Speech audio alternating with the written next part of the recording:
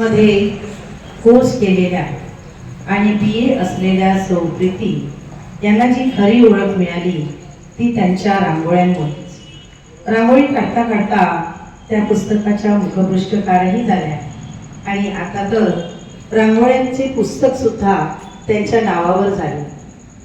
सृजनचा त्रिशतकीय प्रवास उद्यापासून म्हणजे 25 जानेवारी पासून सुरू होतो आहे। उद्या सृजनचा सलग 201वा कार्यक्रम होत आहे। या दीर्घ प्रवासात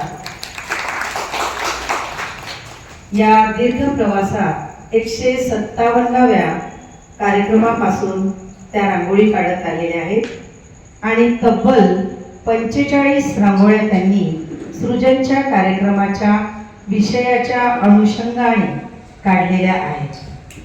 उद्या त्या काढणार असलेली रांगोळी 46वी असेल। आज जे पुस्तक आपल्या पुढे श्री श्रीकांत पाटील यांच्या अभिप्रायांसह येत आहे ते सृजन बाह्य रांगोळ्यांचे आहे। चला तर आता वळूया आपण चित्रांगणाच्या प्रकाशनाकडे।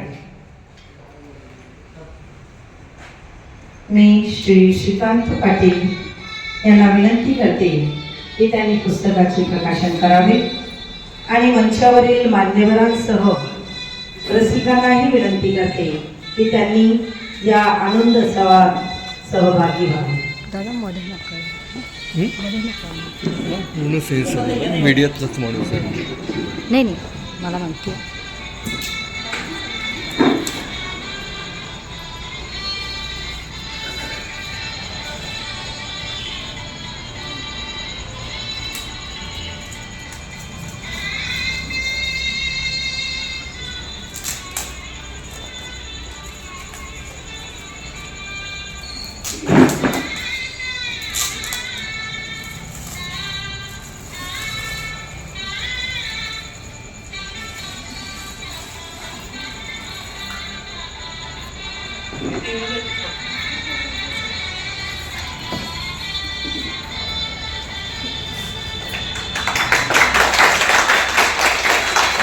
सर खाली बघा।